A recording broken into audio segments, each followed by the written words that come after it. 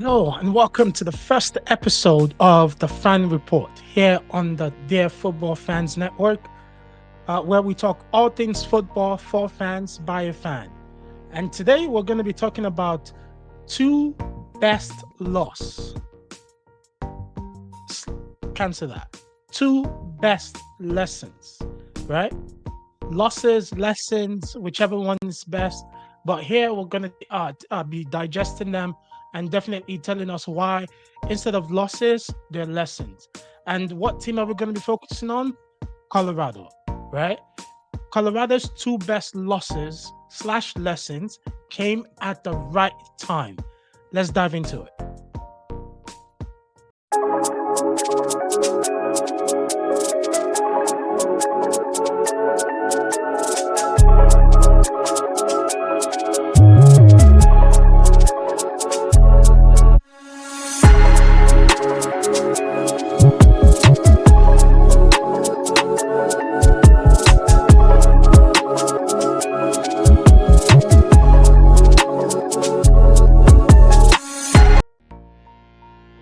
So for some of us, we might be going into. So for some teams, we might be going into week uh, 12 or 13 of college football season for this year's college football season.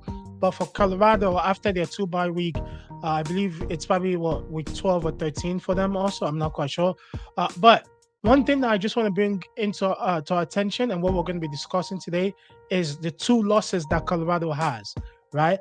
And they came at the right time. And in my own opinion, they're the two best lessons that has happened to them directly so far. What do I mean by that, right? First, they started the season off playing NDSU, right? It was sort of an interesting game. NDSU was definitely a strong team. However, Colorado won, right? 1-0. They're feeling strong. But before we go any further, if you remember last year, right, Colorado started strong. They started, they went down to Texas. They played TCU. They won, right? It was a shocker. It was Coach Prime's first game on the road, as the head coach of the CU Buff. And, they beat TCU, who in the previous years played in the national championship, right? And people were like, whoa, what is to come, right?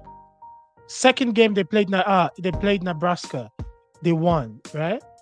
Third game they played CSU, they won, and all of a sudden last year they were 3-0, right? And we all knew what happened, right, towards the rest of the season. But that's last year. Last year's gone. Let's close that chapter. This year they started 1-0, playing a strong NDSU team, right? And then the next game they went to play Nebraska, and Nebraska just slapped them, right? Just slapped them upside the head, saying, "Welcome to big boy football," right? And Colorado didn't play as well as they thought they would play. It was a hostile territory, right, in Lincoln, Nebraska. However, that was their first loss slash lesson. It came at the right time, right? It came at a time where, the coaches have been saying, hey, you need to pick up your gameplay. You need to pick up your practice play. However, the guys in the locker room, it might not have synced in yet. And they were sitting nice and pretty 1-0. But after that Nebraska loss, there was a lot of lessons that the guys were like, hey, we need to wake up if this season is supposed to go the way we planned for it to go. That was their first lesson, right? After that, they went on, they played Colorado State. It was a decisive win. No one can question it. It certainly was different from what happened the previous year, right? And later on, they went on and then they played Baylor. Close game in Folsom Field, right? That close game, because they didn't lose, woke them up like, whoa, like we need to fix something, right? They won on the bye week, right? After a win, it allowed them to.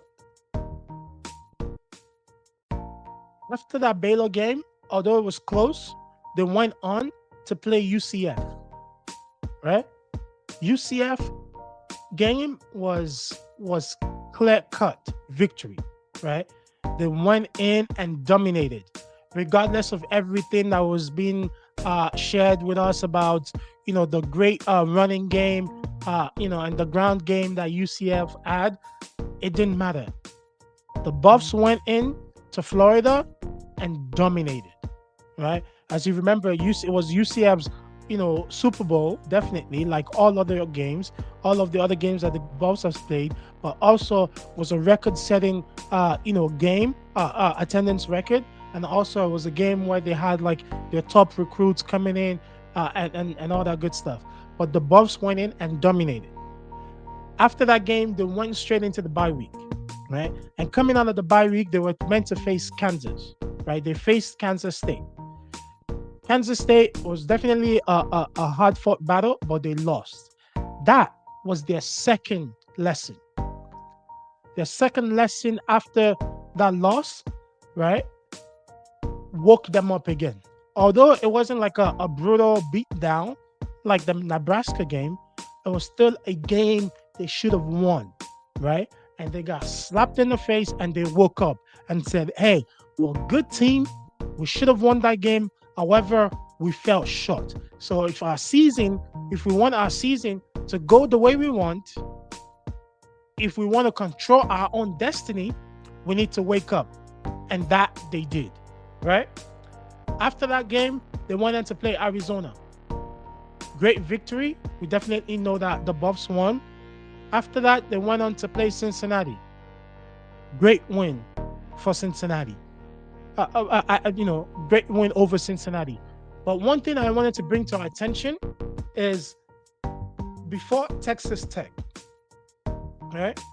Before Texas Tech, that game, right, was supposed to be a we got this type of game for the Buffs. However, the week before the Buffs played Texas Tech went in and played Iowa State.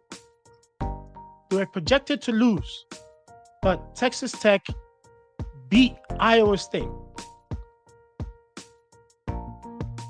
That alone made the Buffs wake up, right? It's like, hey, these Texas Tech boys are not a joke. That means we need to learn from Iowa State loss, right? Although it didn't happen to them directly, we need to learn from Iowa State loss, right? And then make sure we're ready for Texas Tech.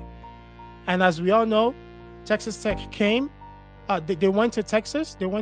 Texas came.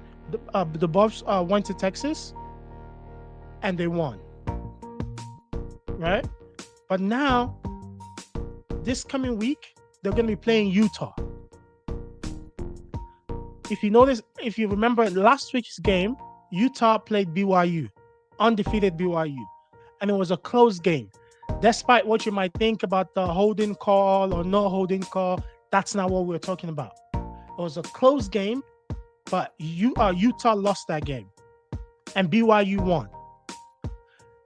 Utah was a holding play away from securing victory and coming to Folsom Field this weekend, having beat undefeated BYU. And that would have been similar to what happened to Texas Tech, where Texas Tech was going to face the Buff, having beat undefeated Iowa State.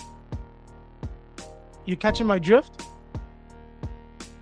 So the fact that Utah and BYU's game last week was so close is another lesson for the Buffs to make sure that they take Utah seriously. Because if they don't, those boys are ready to play. And the fact that they almost beat BYU is a lesson, right? That they can definitely learn from, right? So on the schedule, after that is Kansas. After Utah, next week, the Buffs are going to be playing Kansas, right?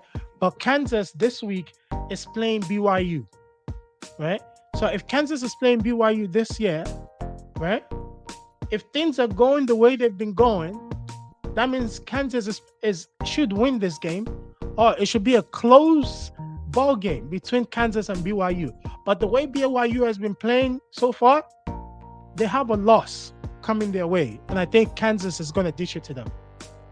But for me, I don't mind BYU losing to Kansas because I think it's going to happen and it's going to be the right lesson and the right loss at the right time for the Buffs to wake up and see that they need to take Kansas seriously. That's the way I think it's going to go, right? And then after that, it's going to be Oklahoma State, right? And Oklahoma State, has a bye this week, but the week after they're going to be playing Texas Tech, right? Depending on what happens, you never know, right? They might beat Texas Tech, right, and be coming off a win and trying to destroy, the Buffs' chances at the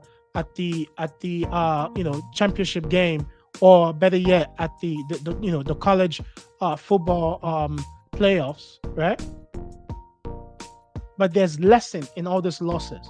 Although only 2 has happened to the Buffs, the fact that certain teams are losing at certain times and certain teams are winning at certain times, the Buffs have to take the rest of their schedule seriously, so that way they can achieve the 10-2 record. And come December 7th, they can be sitting pretty, getting ready to play the Big 12 Conference Championship. Ooh. I can't wait for Arlington, Texas. As a fan, this is what college football is all about. This is what gets you up and in front of your TV screen, glued in every weekend. College football 2024 is shaping up to be a remarkable story, and we're here for it. We're here for it. That's my time today. Until next time, thank you very much for joining me at the Fan Report. See you next time. Stay blessed.